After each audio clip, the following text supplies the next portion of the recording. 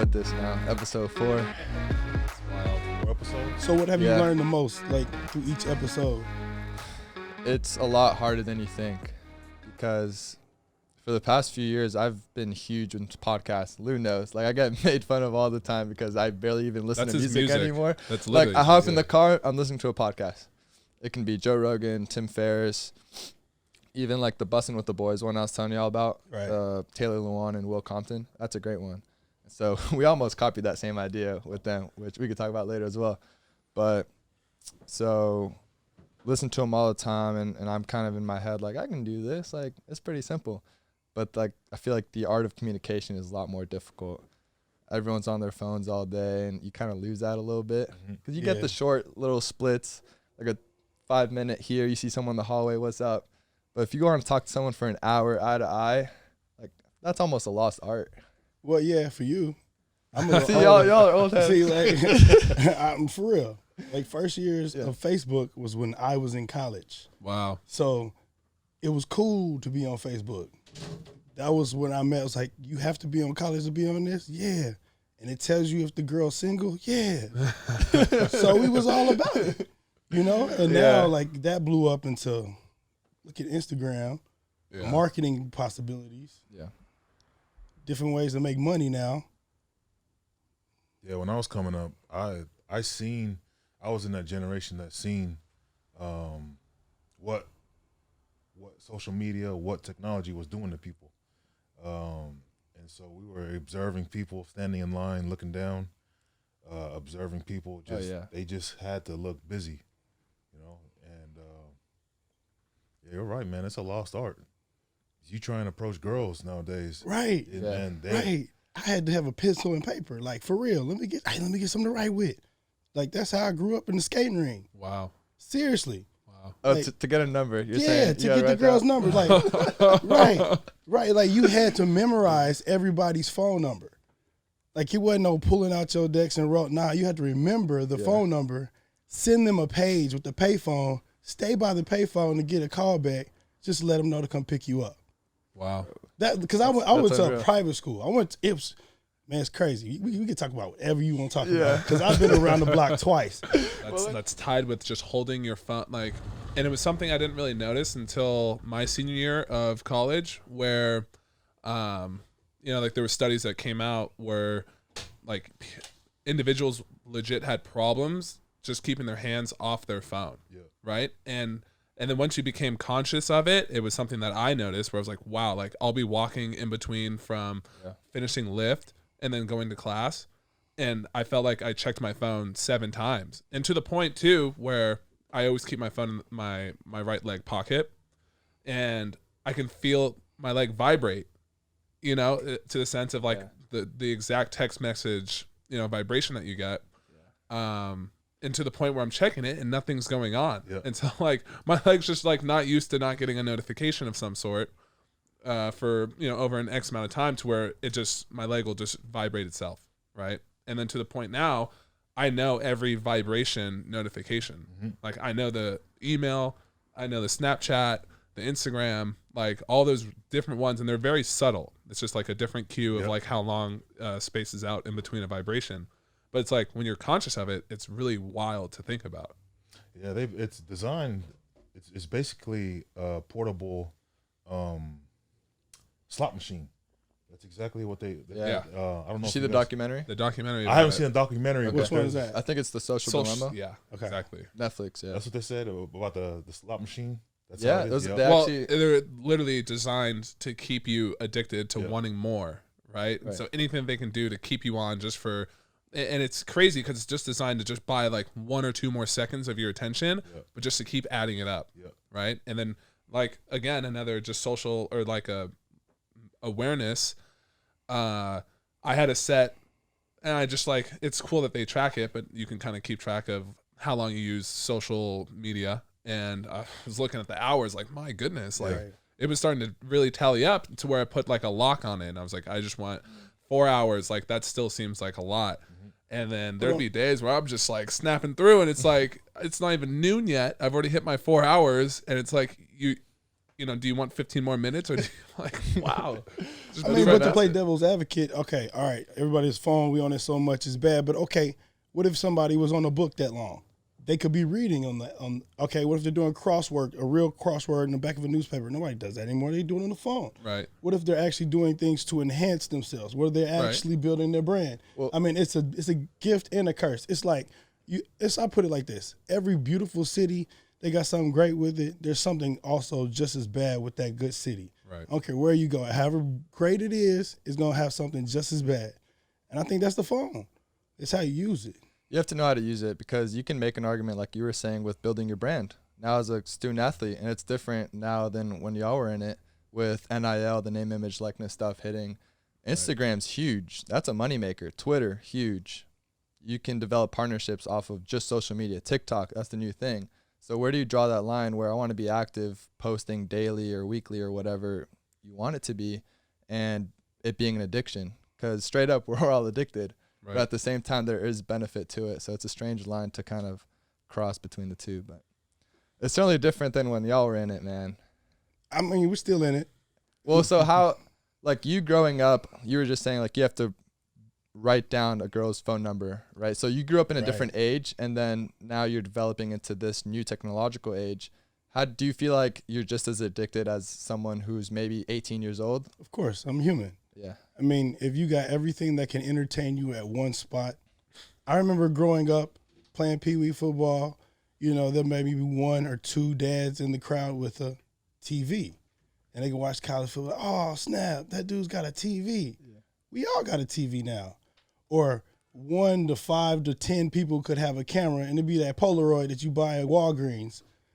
And now everybody's got a camera. So it's kind of a blessing and a curse. Like it says how you use it. I mean, you can just let that just pass you by, or you can jump on that train and use it. So it's what you use. It's what you choose. Yeah, I mean, it's with anything, man. Like any tool can be used for good, could be used for bad. When you see this truck over here on the street, you don't. No doubt. If you just drive by, you have no idea what's going on. You just see a light in there. Yeah. You have no idea. So definitely, purpose, man. What's your purpose? What do you can use the phone for? Obviously, you're student athletes. We've all been student athletes. Yep. I was kind of thinking this when you were asking the question. So if I'm able to make not as good of an income as I would playing professional football, but if I can make something that gets close to that, do I still want to play football? Because I don't love football. What I always wanted to play football for was that's all I knew. That was the thing to get me out of the margins of being poor. Mm-hmm. And so now you have this phone. Now you can get on IG. You can generate like you can do your YouTube. You can generate ads and stuff like that. I was looking on the other day. Dude was making 8 G's just from YouTube. Yeah. Oh, bro. So I mean, there's a lot of ways to 8 G's a month. Yeah. Well, I think before we dive a little bit deeper, how about you guys just give the audience like a little bit of a background of your guys' upbringing and where it all began. How far you want to go back? Golly, we try to go back to where I was born and then hurry up. I'm just trying to go back 11 years. Give like years? the quick resume breakdown. All right, we'll go real fast. Graduated from University of Alabama in 2007. Roll Tide. Wow. No, I did not win the championship. I did play for Saban. Yeah. Wow. But I wasn't part of the championships. But that was his worst year at Bama. Yeah, it's okay. I walked on, and he gave me a scholarship, so that's cool. Yeah. I actually talked to him like a couple weeks ago, which is crazy. Bro? Wow. Yeah, it's been a crazy couple. What'd he say? What I needed to hear. That's all that matters. No, like we going through times in life, and you look. Well, anyway, that's cool that he keeps his phone open like that for past. It's not like that. No, you had to go through some. You gotta be. You gotta be know some a people. dude. I ain't gonna say I was a dude. I just know people up there. Yeah. I got you. I mean, I was a walk-on, and then I did become a captain, which is pretty dope. So my hands and feet prints are still at Denny Time. So that's like, yeah. But no, I did not make it to the NFL. After that, I got into training athletes, and I've been doing that ever since. Been in Dartmouth College, running a private facility. I've been in the academies at West Point, Nebraska, University of Massachusetts, USC twice. A lot of spots. All around the country. And now I'm back at USC again, and then I'm not in USC anymore. Just let me go. But back in LA, making my next move, probably back to where it all started, back to Nashville. Wow. So that's just me in the past, like, we'll say 20 years. Okay. Coach Tupou? All right, yeah. So I'm from Sacramento. How do we address your followers? What do you call your followers? I don't know if we have a name yet for our followers. You could just say That's important. Momentumites? Yeah. that might catch on. All right. What's up, y'all? I'm from Sac, up north, 6 hours north from LA. Played high school ball up there, Grant High School. Came up here 07, full ride scholarship, played for Coach Carroll and Coach Kiffin. After that, went to play in the NFL. Only had a short stint in the NFL. Decided that wasn't for me. Changed gears. Went into acting, and right when I just started getting acting established, that's when I got a call from my old strength coach to come and help out and be a strength coach over here. Okay. And boom, now I'm here in LA. I forgot to say I'm married. If my wife hears this and say I didn't, throw that in there. she came in there like, beautiful wife, like, I'm married too. Yeah, I gotta get used to wearing the ring. Yeah, you better say something. All right, now you got that out the way. Okay. We good. I couldn't help but notice two of the best coaches in college football, Pete Carroll and Nick Saban. Like, playing for them must have been wild. Just, I want to know about the culture they set. And, I mean, that's a standard of excellence that not a lot of people have hit. That's perennials, national championships, All-Americans on those football teams. You see what Pete's doing now with the Seahawks. You see what Nick's done, probably the greatest dynasty of all time as far as college football goes. Maybe in any sport, who knows. But two legends nonetheless. Definitely a blessing to have played under them. And I just want to learn more and see kind of what precedents they set. You want to start? You want to go? Go ahead, big dog. All right. Coach Carroll, this is his philosophy, compete. He's all about competing. His very last meeting to us as a team before he left to Seattle, I don't think anybody knows this, but word for word, he said, do you guys know what I've been trying how I've been trying to train you guys? What this is all about? Compete, win forever. That's all about. I don't want you guys to go back to your neighborhoods and be good guys. I don't want you guys to be the good community guy that goes back and gives back and is known as the guy who went to college and came back and now he's the good guy. I want you to compete in whatever you do in life, whatever you do, not just football, but it has to carry over. You have to compete every day at everything that you do, and that's how you be great. And so that was what he was all about, competing, and every day of practice was structured towards competition. Our Tuesdays was competition Tuesdays. It's just kill, just go out there and kill each other full speed. Wednesdays were no turnover Wednesdays. Your main objective was not to turn over the ball for offense. Our main objective for defense was to get the ball out. And Thursdays was no repeat Thursdays, and the objective of that day was to don't repeat any mistakes that you did on Tuesday and Wednesday. Friday is leave no stone unturned Friday, so you're going over everything. Game day Saturday, Monday comes around, tell the truth Monday. And there's a lot of other stuff that we can go into, but I'll leave this with SC now versus SC. Yeah. Okay. SC now. I want to know this. Versus SC then. Yeah. We used to have these talks in our office, and I'm so glad. Yeah, keep going. Sorry. You don't need the juice. There's no such thing as juice at all. Right now, you see a lot of college programs. They're doing this weird stuff. They're having these kids jumping around. They're telling the coaches, "Hey, go do this. Hey, strength coaches, go and light some fire or create a rock concert or something like that." No, Coach Carroll was on his coaches to get them to like ignite us in practice. Every day in practice, the coaches would walk up and down the stretching lines, calling us out. They would call me out. Hey, you didn't want to come to SC. You wanted to go to Cal, huh? Yeah. They'll make fun of you. Oh, you're a 4-star athlete. Yeah. We had a running back on our team who his dad played for UCLA, and went to the league. And Ken Norton Jr. was our linebackers coach, and he called his dad out too. He said, "Hey, Mark." Well, it's out there anyway. He said, "Hey, so hey, I'll run you over just like I did your daddy," and just saying stuff like that. And I don't know how that stuff would be perceived, like on social media these days. But it's everything to get the player to be that dog. Yeah, and you don't need to like make it synthetic. You don't need to fake it. Right. But just nudge I like him. that. Nudge It's us. more organic with It's all the organic. players. Organic. Yeah. When you say bring the juice, It's come on, not. bring the juice. It's fake. Right, like I can scream, and there's been multiple times in my career where I have spent all my energy to get rah-rah, coach, come on, get him going. And then they do a touchdown for like 80 yards.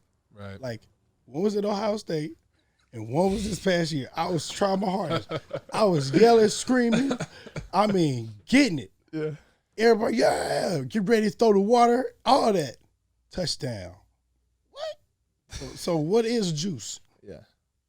Make the play. Well, what's your juice quote from Penn? You had a great one. All right, it was like, like, are you a juice guy or a sauce guy? Right? I know this. Yeah. And so like, look, let me just tell you, like, how long does orange juice last in your fridge for? And he's like, maybe a week. He's like, exactly. How long does a barbecue sauce or something like that last in your fridge? And he's like, that shit lasts forever. He said the juice comes and goes, but the sauce lasts forever. I heard that. I've heard. So in other words, you need to bring the sauce because it's organic, it comes from within. The sauce always with you. Yeah. It's not like juice is temporary, right? Like it's a 20-second spurt. They return a kickoff and then it goes away. It's a facade. If you have juice, like you look at your teammate left and right, you're gonna say, so what? We're gonna respond, right? That's kind of what it seems like. Yeah, the juice is like a smelling salt, you know. That shit Like a works. temporary. Snap it Works, Yeah. though. I don't care. You I mean, must that not does lift work. heavy weights. No, It's like no. You sniff that thing and you go there and pull that weight, you forget about everything in the world. But that's what I'm saying. Like, I think there's like a perception where they think like that is going to be your answer for absolutely every scenario, right? But like you're like, it's still you are the one that have built yourself to be in that position to go hit that like max rep or whatever, right? For that moment, right? But it's still like that whole build up is still like the fundamental sauce, quote unquote. 100%. I got you. I understand. Tupou's a big non-stimulant guy. Yeah, I'm just being real. One thing in acting is they always tell you be present. And right now, the most important thing for me to do right now is to be present. For an example, you can't live off juice, man. It's not ideal. And not sustainable too. Not sustainable. So is that something? So you mentioned, calming guys down versus the whole rah-rah. Do you think that's something that a Pete Carroll led team would have instituted? That was hard because he is being a competitor. There was this thing. We'd have a pregame hype in the hotel. They would give us about 45 minutes to get out there and get all of our butterflies out. We would go in there. We would completely wreck everything. If you think of The Wolf of Wall Street, that movie, Wow. that's what our culture was like. Wow. But it was controlled. Yeah. You can act out. There's a saying: get you jacked up, or I don't cuss, so I just abbreviate. Yeah. Jacked up, S right. You don't be jacked up and S wrong. Jacked up, S right. F them up, play with poise. F them up, play with poise. So he gave us those 45 minutes in the hotel to just go crazy, and we would slam the walls. We would throw chairs. We were throwing bottles at each other, and they just wanted to feel you. They just wanted to see it in your eyes that you're ready. That's it. And once you see it, and if you don't see it in my eyes, it's your responsibility to come and check me. You need to come and grab my shirt and slam me against the wall and look me in the eyes. But everybody's different. You can't just grab people and throw people against the wall. Come on now. Like, you got to have an optimal level of arousal. It's like you got to know how to focus on what to focus at what time. Like you can't get all hyped up about, I'm going to be awesome in the fourth quarter and be like, yeah, when you can get your ass whooped the first 3. Yeah, but generally speaking, that was the culture. It was all about feeling you.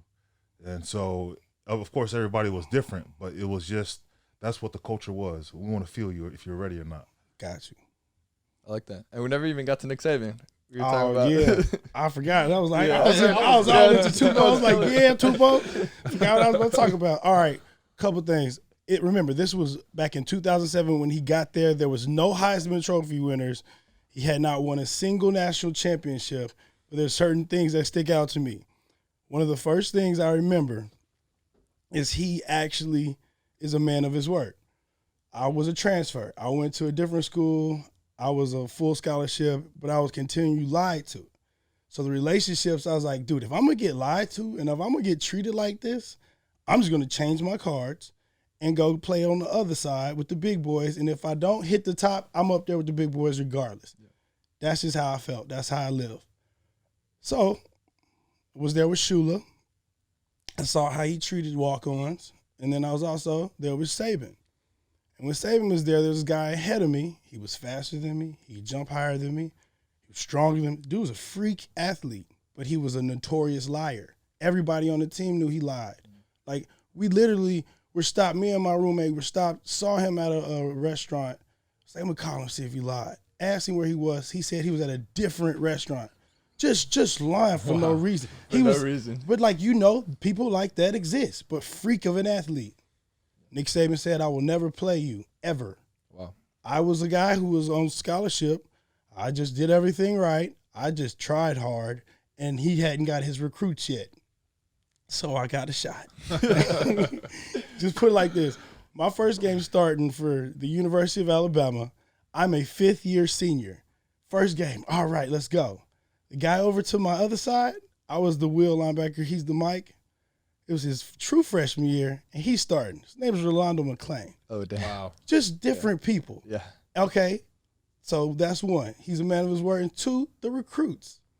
Crazy story. Remember, this is before any big-time Alabama. Like, my senior year, nobody got drafted from Bama. Zero people. Nick Saban's first year, that's a trivia shit for you. Yeah. Wow. Nick Saban's first year at Alabama, nobody got drafted. There you go. Facts. Check them. But anyway, all right, in college, my spot was the spot. We had a studio in my apartment room. My roommate, I live with linemen. They are the coolest people ever. Yeah. So we had the biggest screen TV. We was all about the video games. So we had the new Halo, multiplayer. I forgot which one, but it was dope. So I'm saying I was a former walk-on, so they didn't give me recruits. They just came to my house because they gave my roommates recruits. Yeah. So I'm like, all right, cool. We kicking it. Everybody at the party. Everybody just, that's whatever. Pre-COVID, loving life. And then I come out, and then this big-ass dude sitting on the couch. His name was Mount Cody. You heard of him. Yeah. He blocked the Tennessee ball. Yeah. Wow. Okay, and then on the other side of the couch, could only fit 2 people, was this guy named Julio Jones. Wow. All right, so okay. All right, heard of y'all. Y'all cool, whatever. And then this other dude with this fat neck, like a thick neck. Yeah. I was like, I heard you from Tennessee. What's your name? You're a JUCO transfer? No, I'm 17. Oh, what's your name? I'm Dante Hightower. Oh, snap. Well, we know what he turned out to be. And then there's a small guy. I was like, okay, all right, whatever. That was Mark Ingram. So the recruits. That's unreal. Well, we talked about competition. If you look at Alabama in these past years where they produce all these people in the NFL, they have the most players in the NFL right now. And a lot of times the defensive award winner will play on the same team as the offensive award winner. And when they go good versus good, right, they're going against the best competition in America. Yeah. Why are the DBs getting so much better at Bama? You got to guard those guys at the offensive position. Right. That level of competition also raises you better get your ish right, because you don't know if you're starting or not at the beginning of the summer. You could be an award winner in the winter, but in the summertime, you don't even know if you're starting. That's the level of competition that he said he was going to bring, and he did. I remember at my senior banquet, he cussed everybody out and got mad because of how bad we did. I'm like, dang, this is a banquet, bro. This is it. Yeah. But no, he was angry at that banquet. I was like, well, he's finna do something. That was in 2007, 2008. And then they went on, and you know what he's done now. So it's been pretty cool, you know. I'd be so upset if I played for Bama on the single worst year that Nick Saban had, and then 2 years later, something like that, all the natties. Yep. I bet everyone gives you that when you say, "Hey, I play football at Bama." They're like, "How many rings you have?" Right. Well, actually, it's okay. It's like I put it like this: if I wasn't there, a part of that time, who knows if I'd have been able to play? That's true. If I wasn't alive during that time of my life, like literally, I asked my high school coach. I was at one college, and I called my high school coach. I was like, "I'm in this position. What should I do?"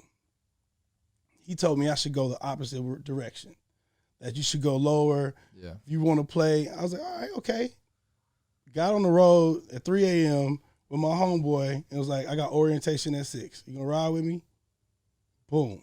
And then I walked on, went through all these trials just to try to figure out, all right, if I'm going to get screwed over, let me do it up here.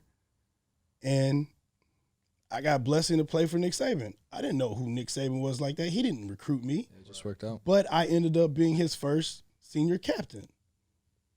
So and most inspirational player on the team. I I did my prep. Wow. I did get that. Yeah, that was bad. How'd you get that? You were just giving speeches or what? No, I really didn't talk like before games. I can't stand that we like some of the things we do, and it just baffles me playing music loud before the games. Mm-hmm. How do you know everybody wants to listen to that? That's true. Like, you know what I listened to before the games? I would get so hyped. Like he said, if I threw everything around, I used to have an asthma attacks before games when I was little because I get so ready. Yeah. I listened to Alicia Keys. Wow. The song Troubles by Alicia Keys every game. That's your pregame song? That was my song. Just on repeat, huh? On repeat. Wow. To calm me down, to focus on this is what I have to do. This is my read. Because if you get all jacked, that's energy, y'all. So in the fourth quarter, you tired. For sure. Or I'm calm, collected, thinking on what I have to do. He listening to his country music. I don't want to listen to that. Yeah. He listening to hype rap. I don't want to listen to that. Yeah.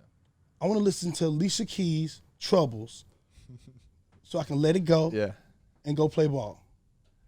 Everyone's got their own pregame. I was about to say, I don't think anyone likes to listen to what I was listening to. What were you listening to? I put on Screamo, probably like. Yeah.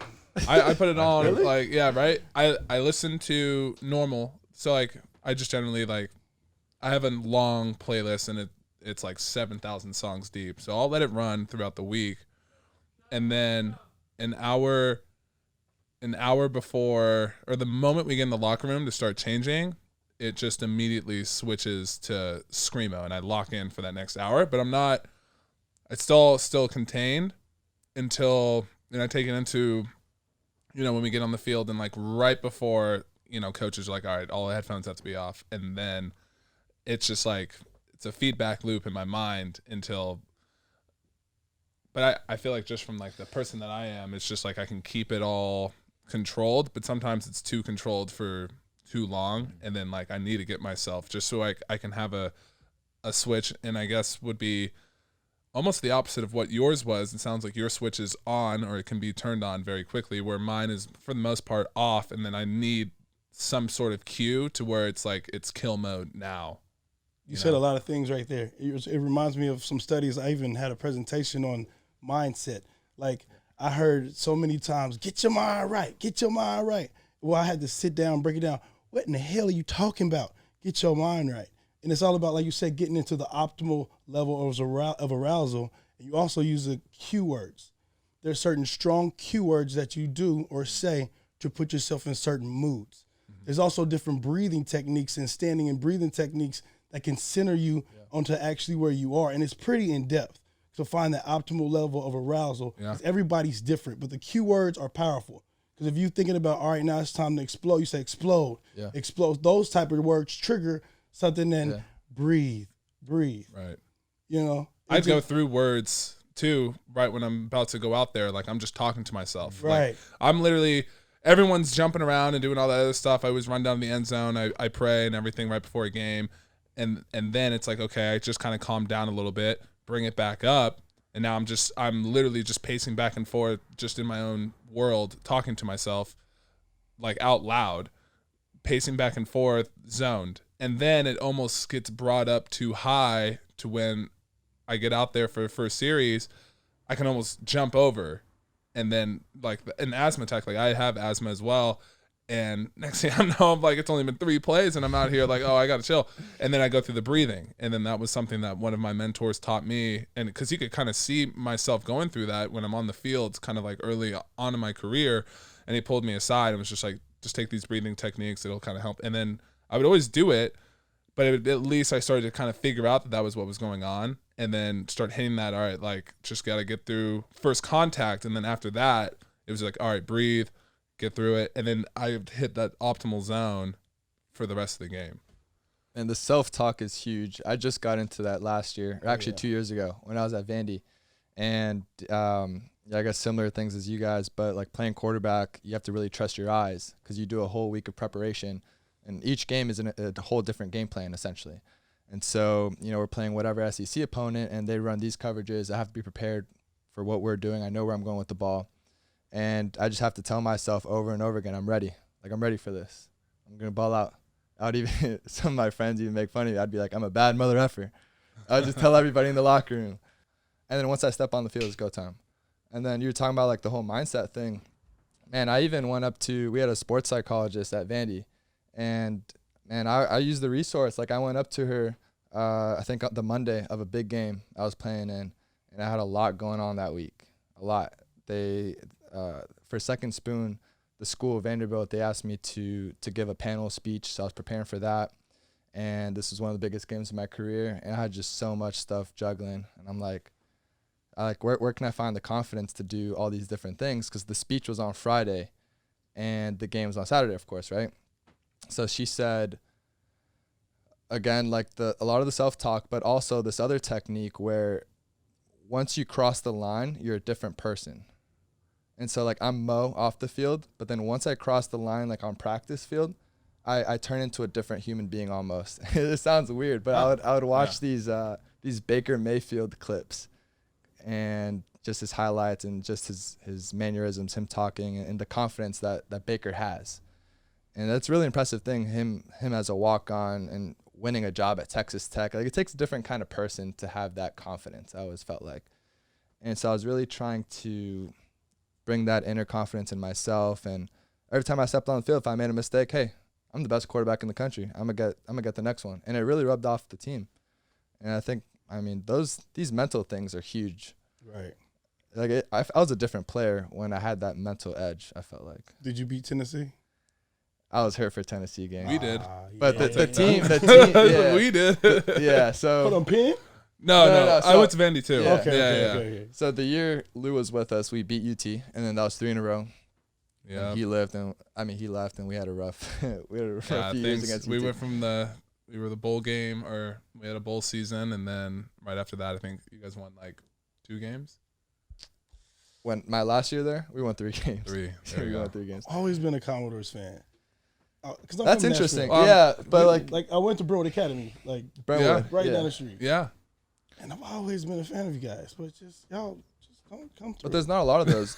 a lot of people who grow up in Nashville, they still become UT fans. I always grew up. Like, my sister went there. Oh, I just that makes had sense. a Then. passion of not liking University of Tennessee. I just didn't like them. Like, no doubt. Florida State versus Tennessee. I was pulling for Florida State in Tennessee. Yeah. Everybody's like, "Why are you doing that?" I was like, "Cause I don't like UT." Yeah, I feel like the whole city's like very polarizingly split. I mean, that's just how I would say it's majority Tennessee.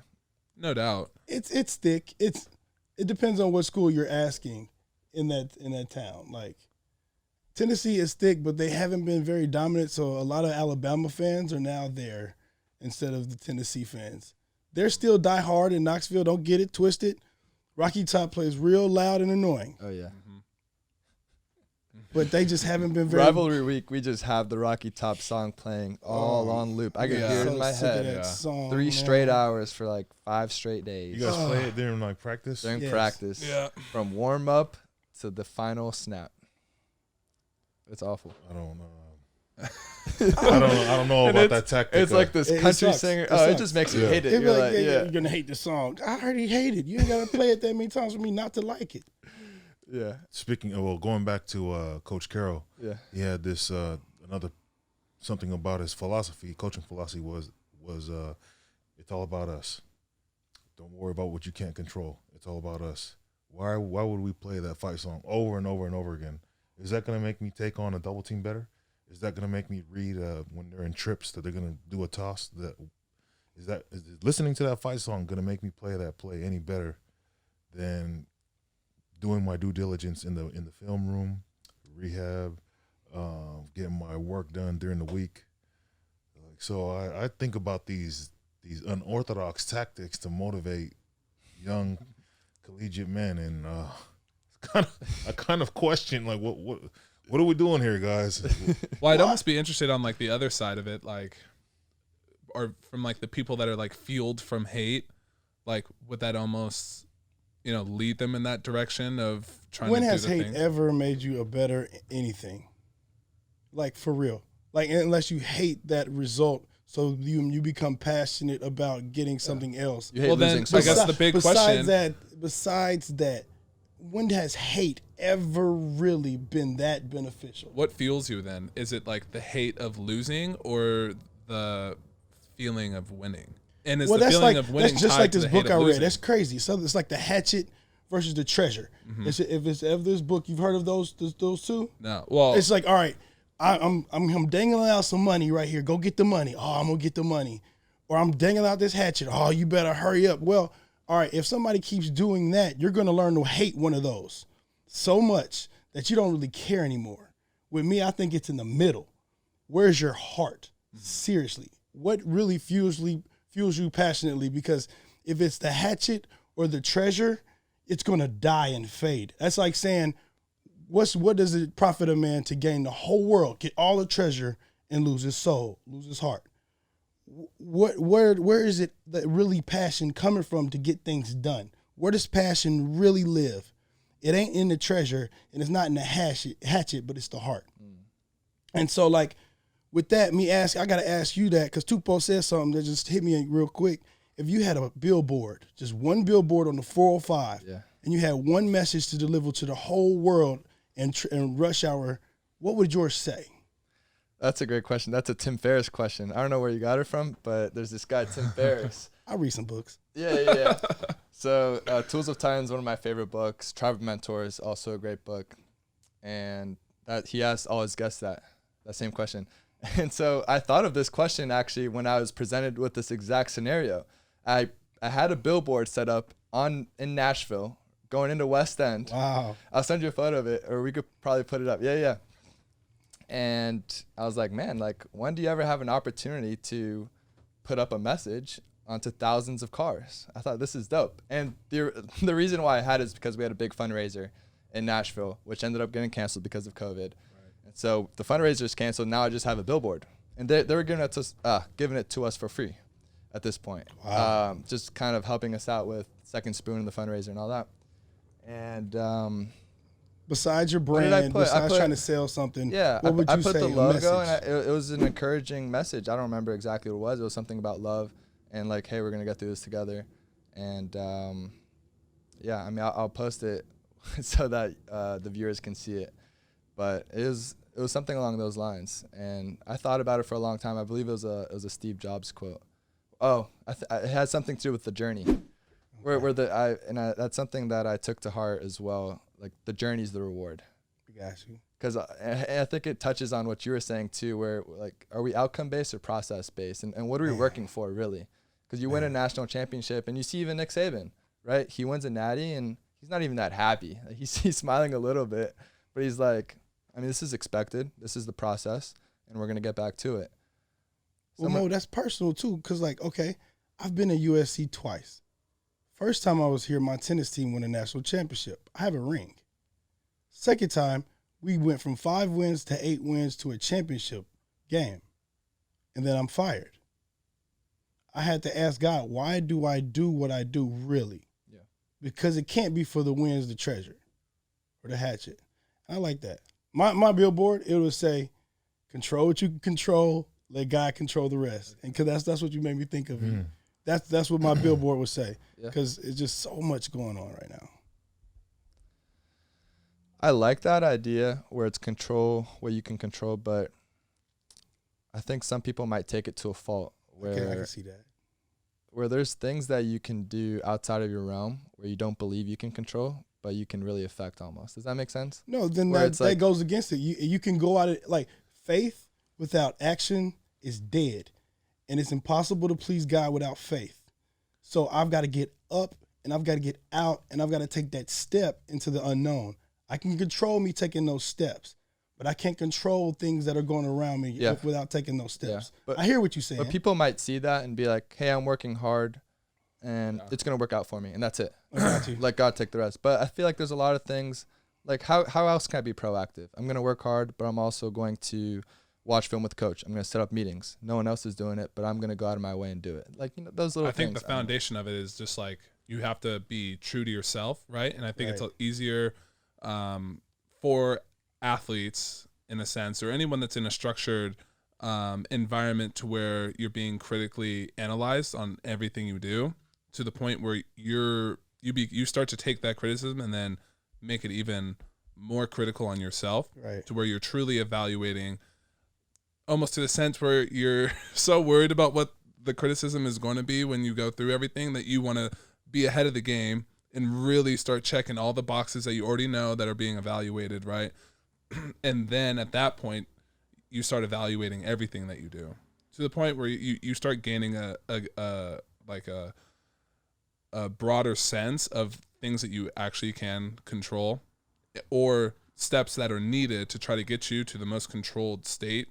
And then you start evaluating like things that are truly outside of your hands. But I think that comes with just like a lot of self-reflection and time to yourself, honestly. And I think one thing that kind of helped me, take myself to a further level was just like practicing mindfulness.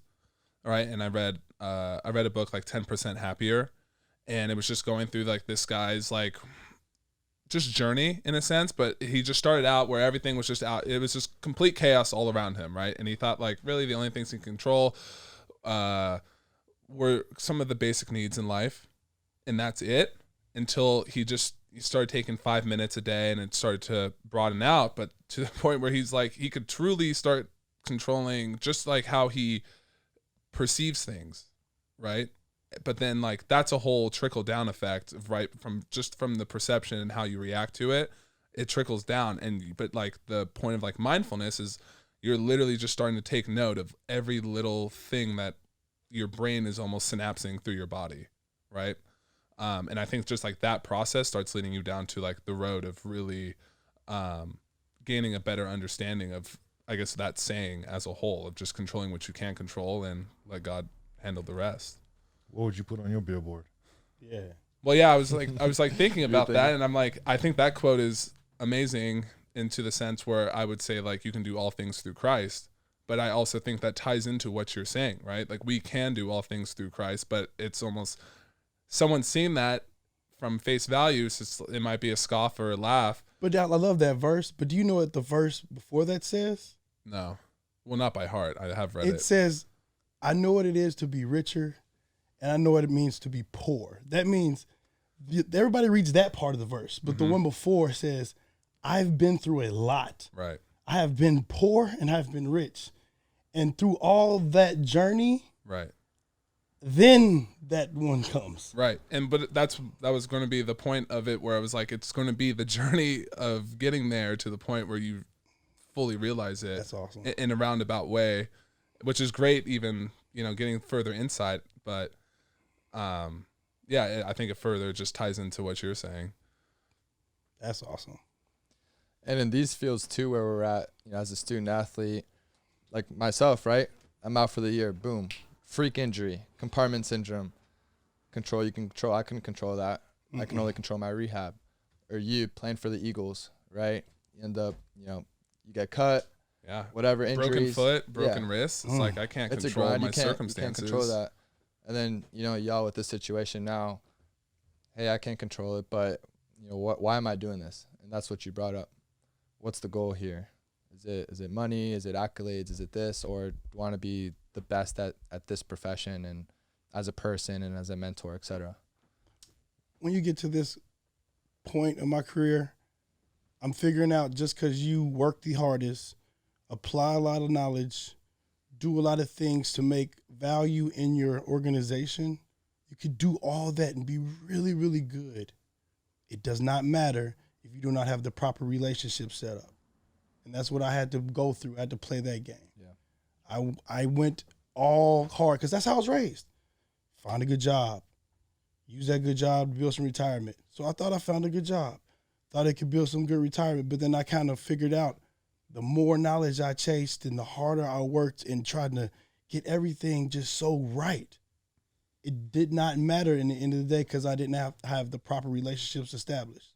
So to me, I think relationships are greater than gold, and that's what it's all about now. Yeah. And what kind of relationships do I really want to establish? And what are those relationships? How am I going to build them? Are they genuine? Like, that's where I'm at now. Because I thought the whole time, if it's about relationships, when can you actually develop a collegiate athlete?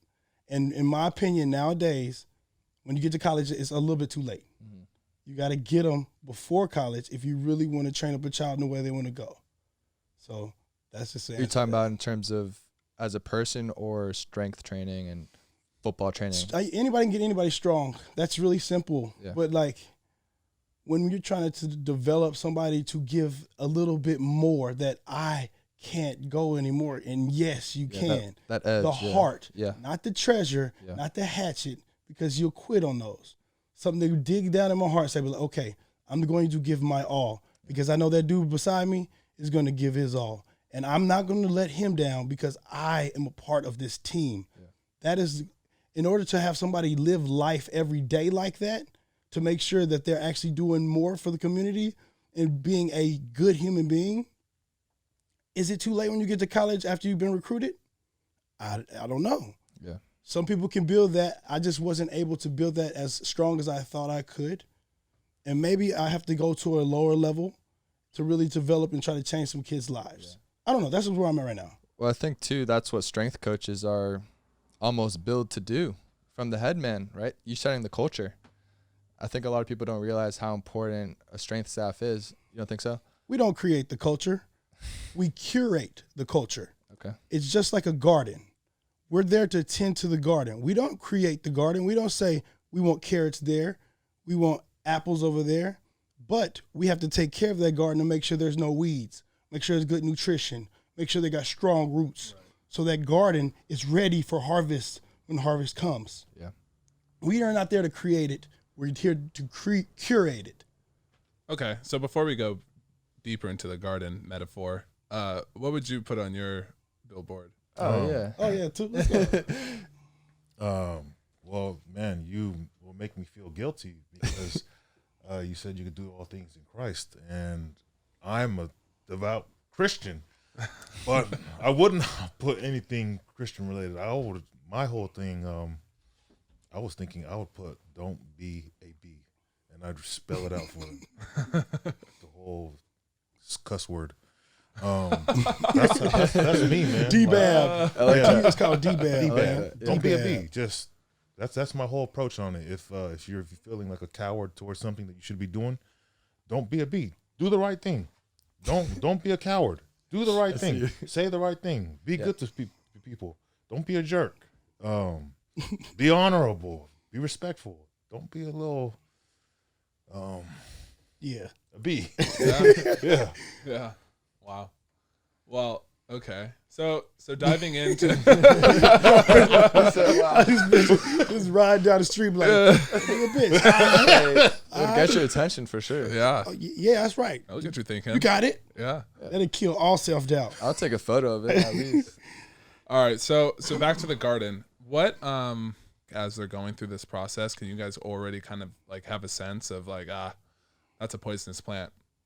You're saying before a lift? No, before they're a part of the team. Like you can through the recruiting process. From a player, I would look at it like if I could do what a position coach would do and go and and look at the talent, investigate the talent, because I know basketball does this, soccer does this, and football is the only sport that doesn't do this. They go and they evaluate talent when they're children. Mm-hmm. I'd look at where they were raised. I'd look at their tape from when they were young.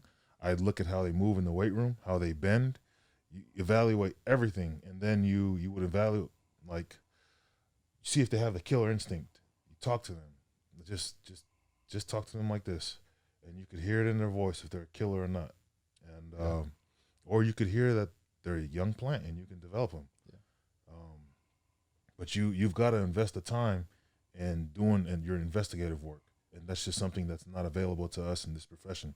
Mm-hmm. I think oftentimes there's pressure to get all the 5-star recruits, all the 4-star recruits, and oftentimes, I mean, those guys are straight up prima donnas. Like I said, is it too late to get them after they've been recruited? That's a good question. Because if everybody has been on my dick and riding it real good, and then somebody comes to you and be like, I ain't saying no cuss words. No. and they come to you and they be like, what you're doing is wrong. How some of these programs treat 18-year-olds like they're already in the NFL. They're kids. Mm-hmm. Let's just be honest. Remember back when I was 18? Oh man, it's been a long time. I went to jail in college my freshman year, just being stupid. We're kids. Yeah, I didn't have the same mindset. And if you treat somebody like they're an NFL or a professional when they need structure and discipline, you're not helping that 5-star dude become a Hall of Famer in the NFL. You're helping that 5-star dude be awesome in college, have a great time in college, and then when the real world smacks him in the face, fall apart. That's just what I feel. How different is it in the league, Tupou, compared to? Well, didn't you play in the league, Lou? Yeah. How many years did you play? No, I was picked up Eagles, and then I was like their first cut. But when I was there, and I had to hide everything, like right from the bowl game, find out like during the pro day training and everything that I had a couple breaks in my foot. Oh man. But and that was just indirect because we were just looking at some of the ligaments in my toe and everything. And then so when they did the x-rays, they were pointing out a bunch of other spots in my foot that they were just like, this is going to go. Yeah.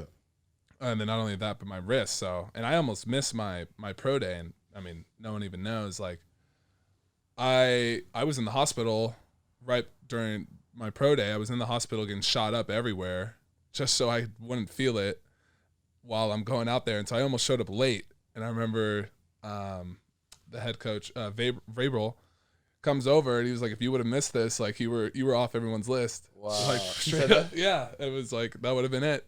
And you can't tell them anything. Like, no, I was just like, oh yeah, like jitters, just like trying to get through it. So, I mean, that whole process, and I look back very fondly of it, but it was just circumstances that I had to deal with, All right, what would you? Because I wanted to cover that. Yeah. Well, no, I was just asking you in the league, how different is that? Is that same mindset where, like, you're talking about guys getting prepared for the league? Is that a shocker for some of these 5-star big recruit guys at big schools who get treated like they're NFL players early on or too early on? Like, have you seen that? I wouldn't say guys coming in that we're not preparing them for the NFL. Yeah, like, so you were with the Browns, right? Yeah. So did Johnny come in when you were out there? I was his locker mate, and okay. He was cool. We were cool with each other, respectful. But I would say this: you can play as long as you want in the NFL, but there's going to be a time when you become a free agent, and then that's when the nut checking time is going to come. The time where you've been through some stuff in college, and it developed you as a person, will come out when you hit hard times. It'll reveal your character. So you can play. That's what you want. That's easy. Playing in the NFL is easy. You worked hard for it. You're reaping what you sowed, and you've already expected the money. It's there. But when you get cut, you're a free agent, and you go back home, and your family's looking at you with those eyes that they expected a lot more from you. Oh, we put too much investment in you, son. what's wrong? What's wrong? Why are you hurt? No, we prayed for this, but you're a free agent now. You're gonna have to deal with that crap, and that will turn you towards it'll turn you towards drugs, or it'll really get you to fall back on your principles, your values, and bring you back up. Now, whether or not we can develop, yes, we can develop that in the collegiate world, but we don't have those kind of tools. The head gardener has those tools, and until he gives that to us, good luck. If you're a collegiate athlete, good luck. Figure it out. So, do you think the way that they're treating 5-star athletes now is preparing them for that free agency?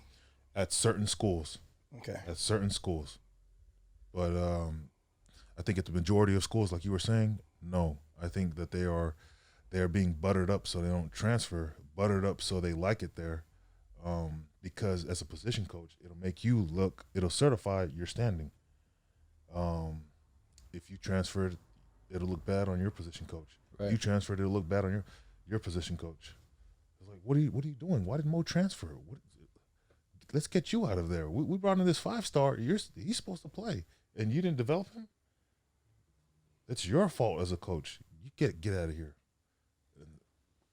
Well, the best example I could think of was your locker room mate, Manziel.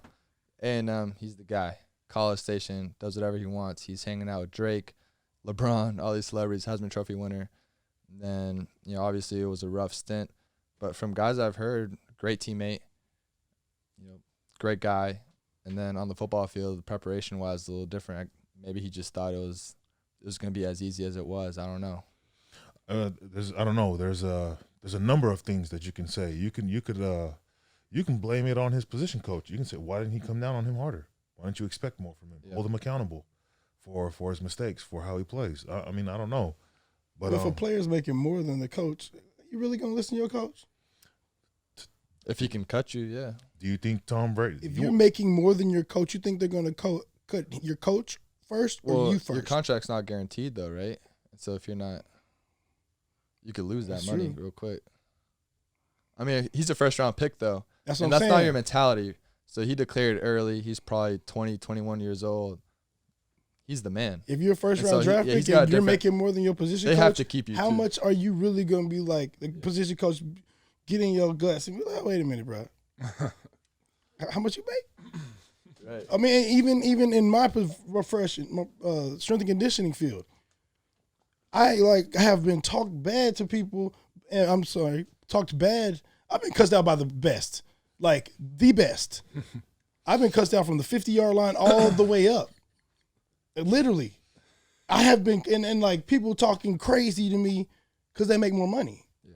It's just what people do. I'm like, and Tupou almost said, boy, don't let your paycheck get you knocked out. Yeah, I got a story for you. Go ahead. I'm done, man. I'm just saying, like, when it comes to that money and a little bit of that power, are you really going to listen to somebody who's, in your mind, inferior to get better? Really? I was like, I got here. I'm making 3 times as much as you. Why would I listen to you?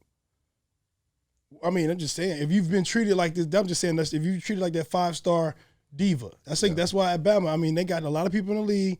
I know they beat up when they get to league, but it says something when Waddle is trying to play and everybody in the world sees the boy is still hurt. Yeah. Yeah. But he is trying to say, I can provide for this team. I'm going to compete. They treat their 5-stars a little differently than all these some of these other 5-stars I've seen. I'm just going based off that. Yeah. Just based off that. Or the center arguing with the quarterback, both 5-star, about being correct. Mm-hmm. I don't see any divaness. I just see working. Because when you get that 5-star and you get them with the right mindset, watch out. So is Alabama filtering through the 5-stars they don't want, the ones that are prima donnas, or is the culture so great that they're just bringing in great talent regardless of personality and character, and then molding these men? Or is it a combination I can't answer that question because I've thought about this. I don't know how good of human beings they are. Their player development. I have good people that still work there. I just know I did see a picture where there was number 41 for the Saints. I don't know why I can't. Kamara. He was in this picture. Yeah. And it was like 3 or 4 other NFL running backs, all for Alabama in practice. Yeah. So when you got that kind of level, Derrick Henry, Kamara. you know what I'm talking about. Yeah. There's a lot of them, and you're like, okay, we get it.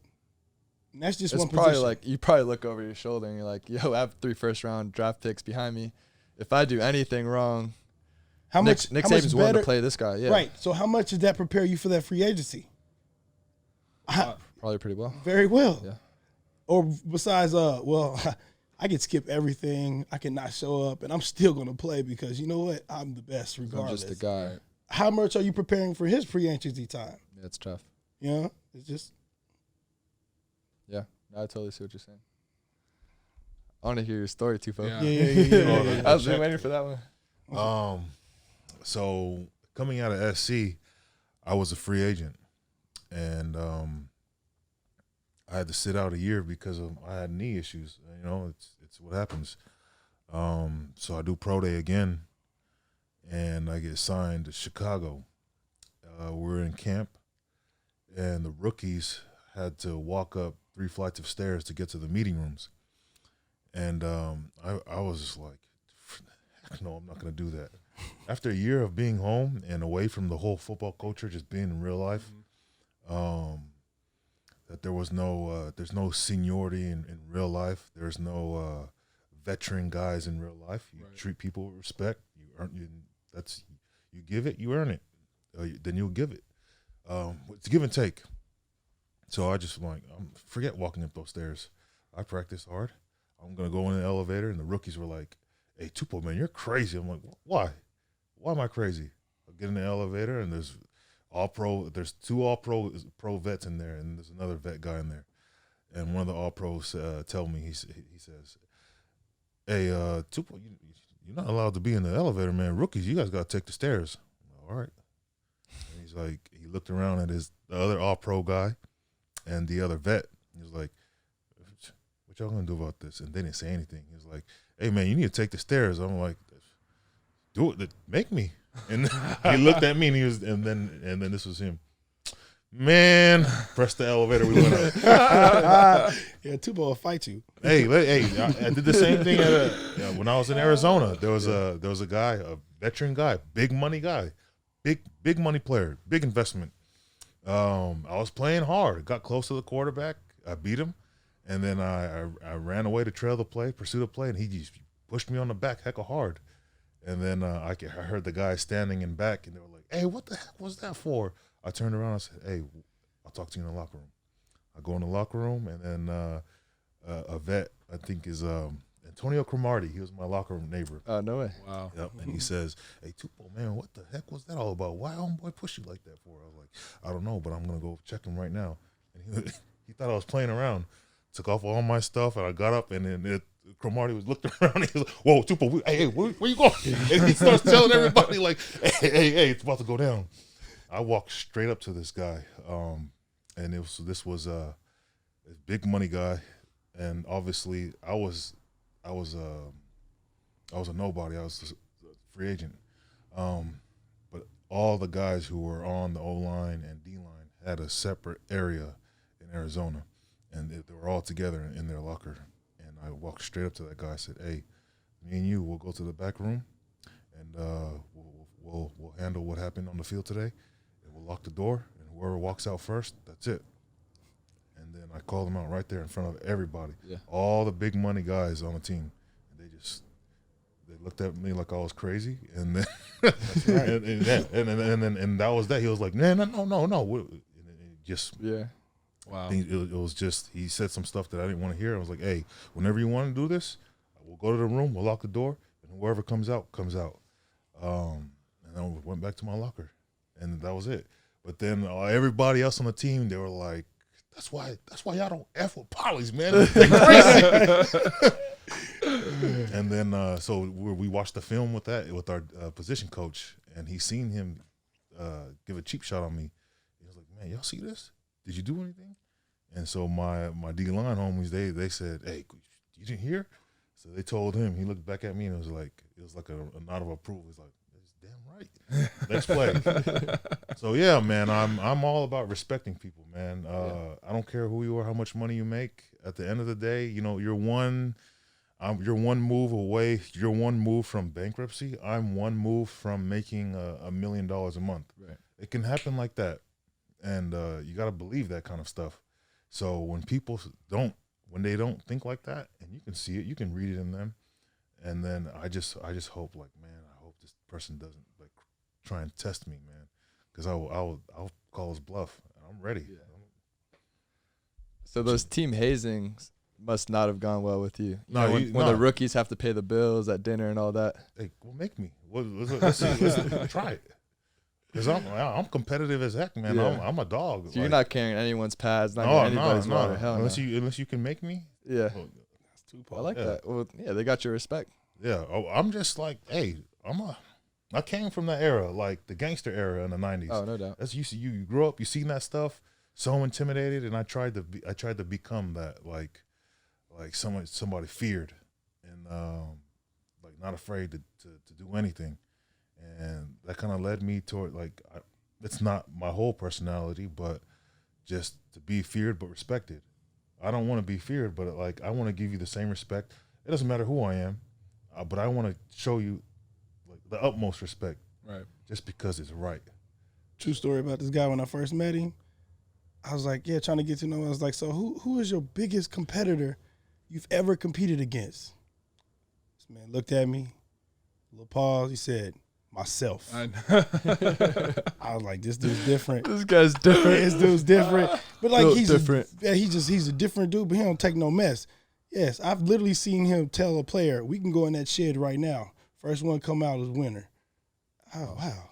Yes. And I told the player that I had no idea you weren't supposed to say this stuff because, for me, being on the team, like I didn't see myself as a coach. I was like, man, One of the guys. I'm one of the guys, Yeah, right. and what your actions are detrimental to the progress of our team. Yeah. We can't have that. Somebody has to say something.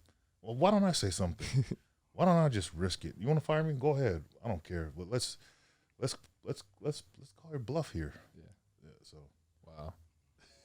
I'm speechless. I'd be frightened if you told me that. Do the right thing, man. It's the hard thing. Yeah, man. yeah. But you can turn around your own circumstances yourself. You have the power to do that. You have the power. You have the courage to go and approach anybody and say, this is who I am. I can add this amount of value to your business or whatever. This is what I can give you. This is why I'm better than the next guy. That takes a lot of courage, man. Yeah. So that's why I'm saying, like, you should be competing against yourself, not anybody else. I'm always curious with these kinds of things.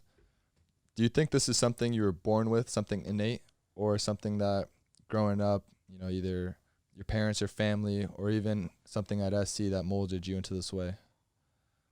Or kind of like what are the origins of? I think it's this both, fierce man. competitiveness, I think it's both. I'm one of 13. Yeah. Wow. 11 of them are adopted. Same house, same parents. Everybody's different, but you can tell that some of that generational curses exist. Generational curses do exist. And unless you break them, you will repeat them. Now, you can nurture and get a skill of influence to be able to influence people and lead people.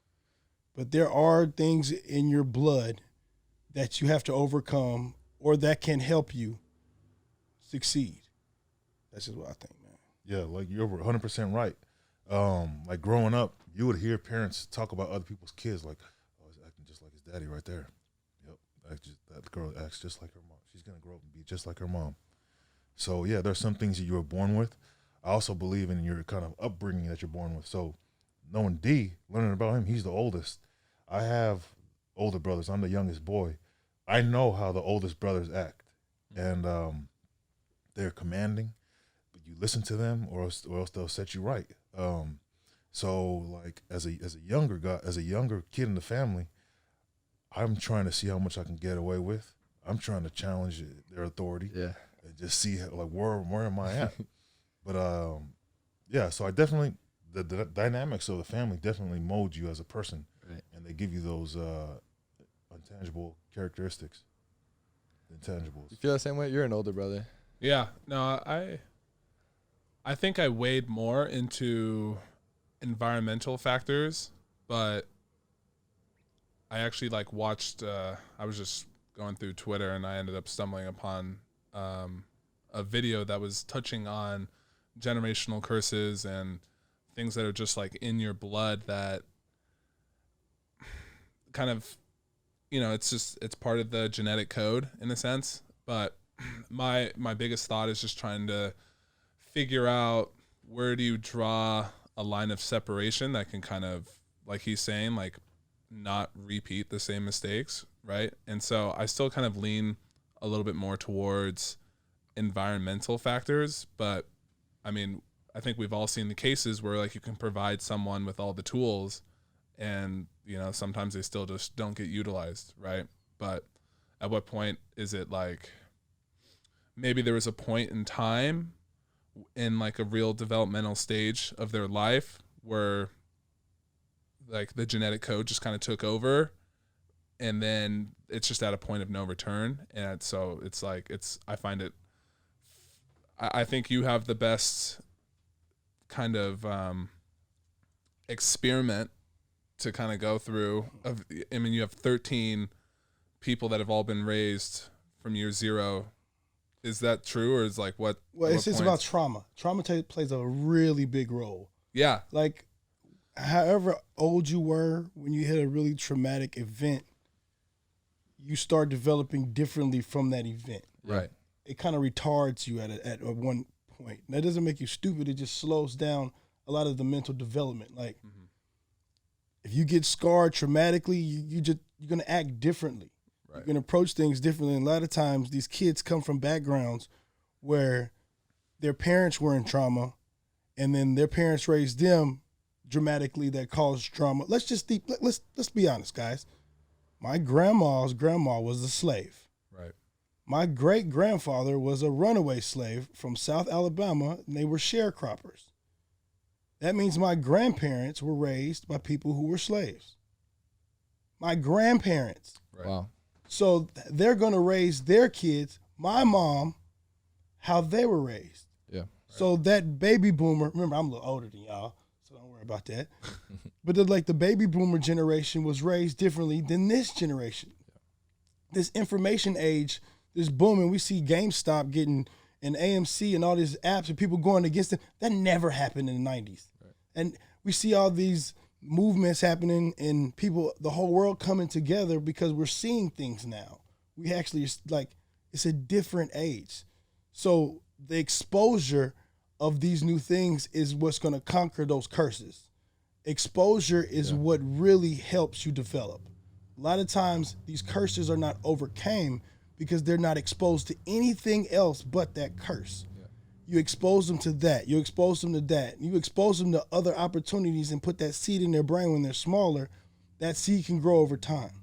But if they're never exposed and that seed is never given to them, they have no way to try to develop that. They only repeat what they see.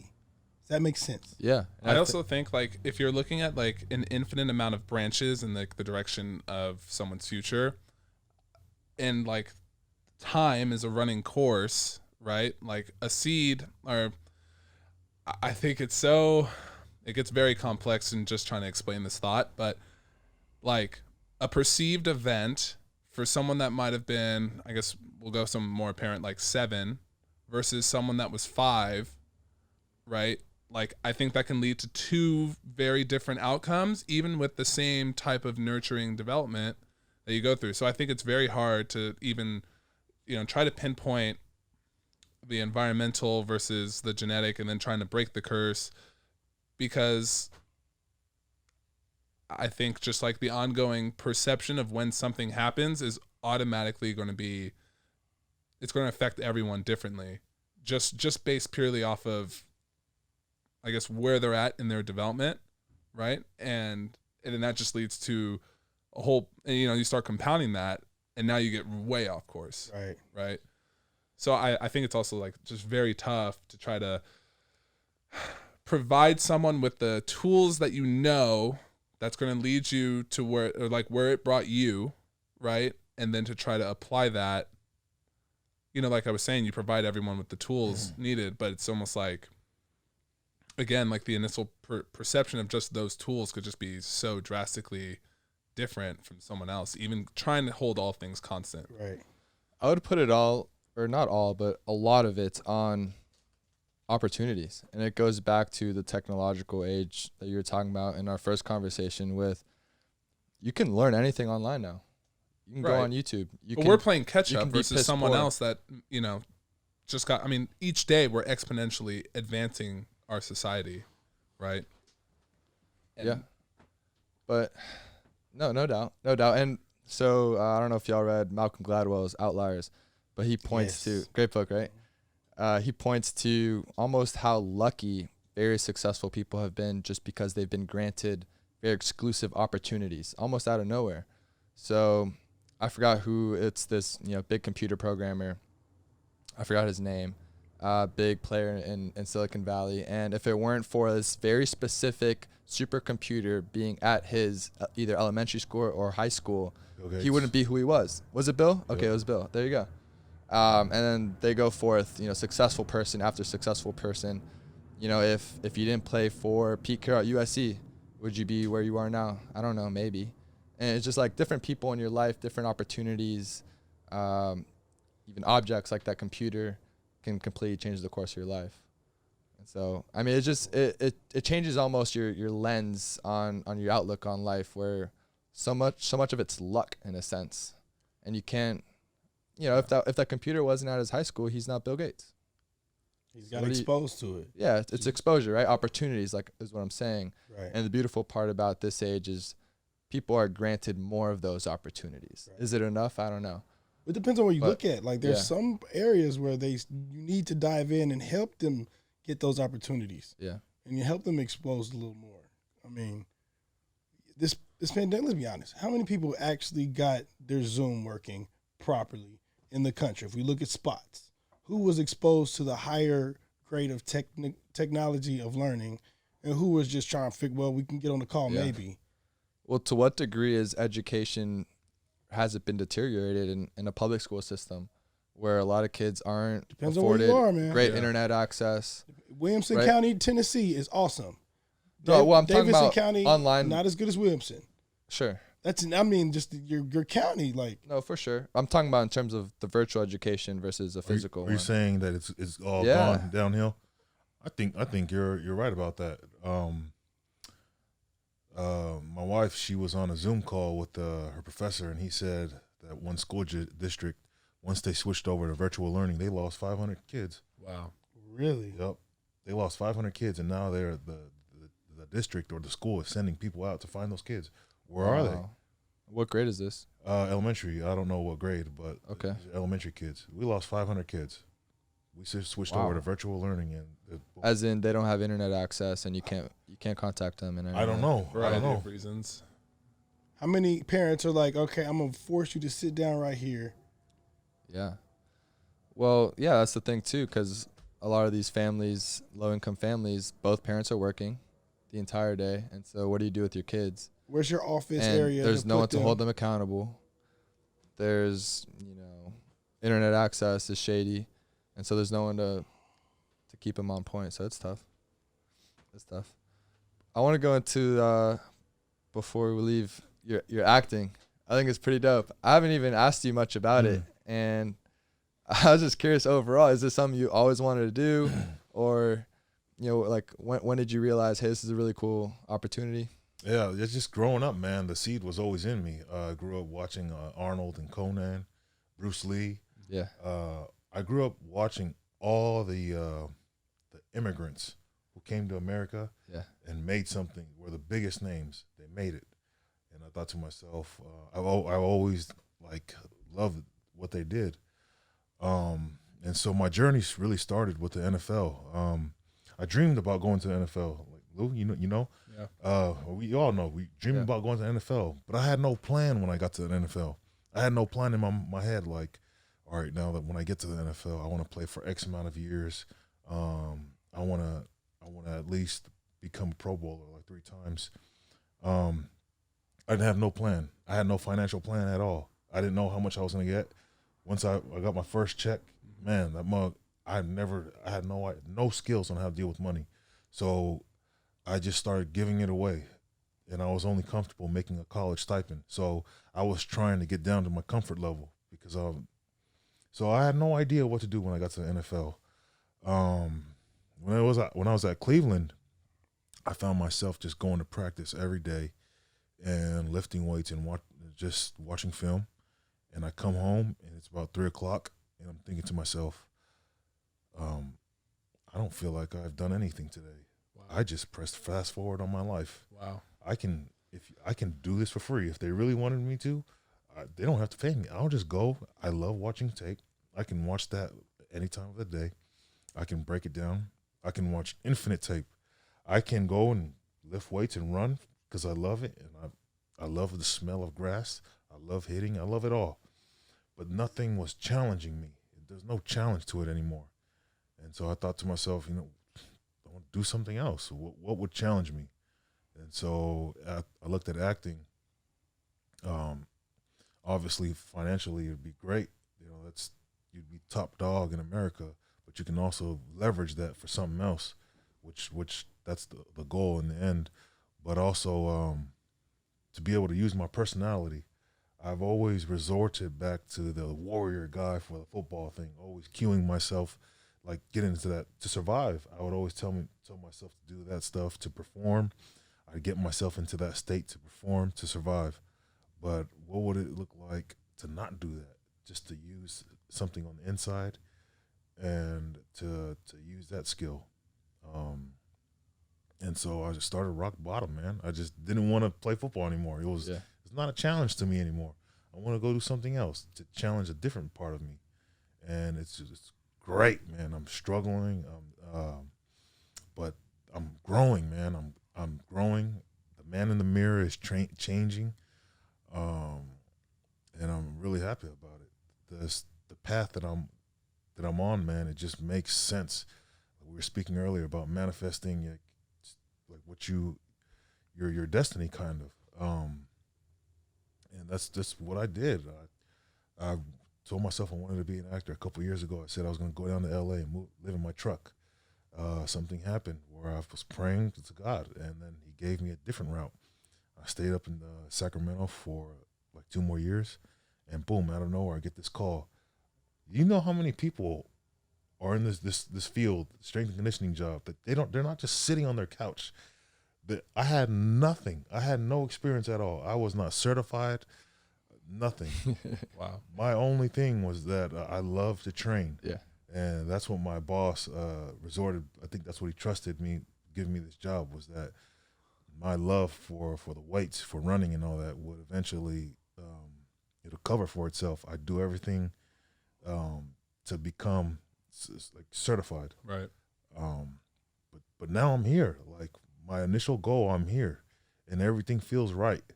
Everything just feels right. I'm in a perfect position to leverage myself towards an acting career. And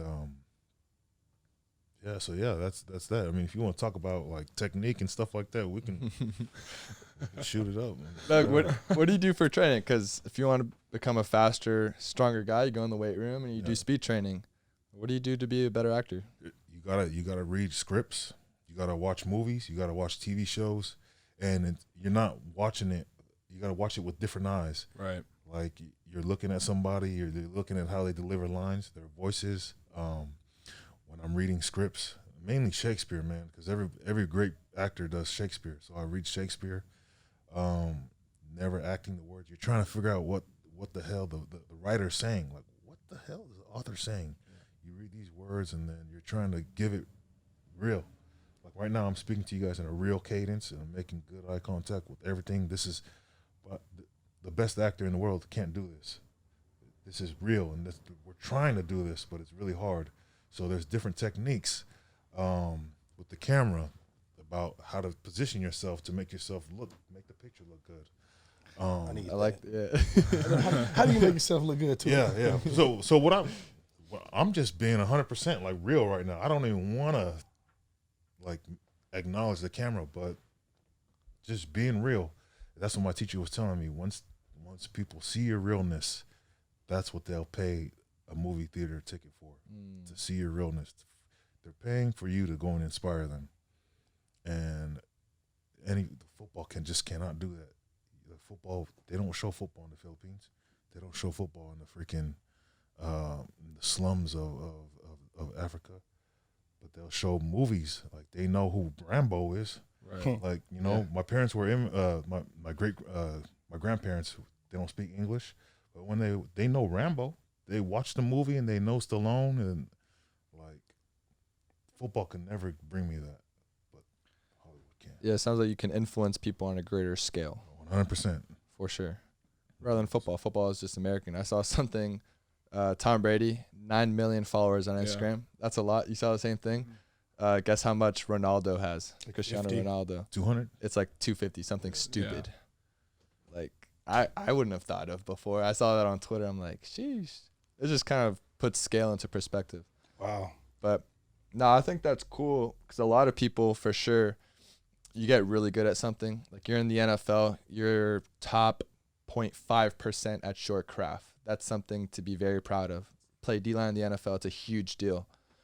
And then, not necessarily to say just drop it, whatever, but to say, okay, let me start a new craft that I know nothing about and start from zero.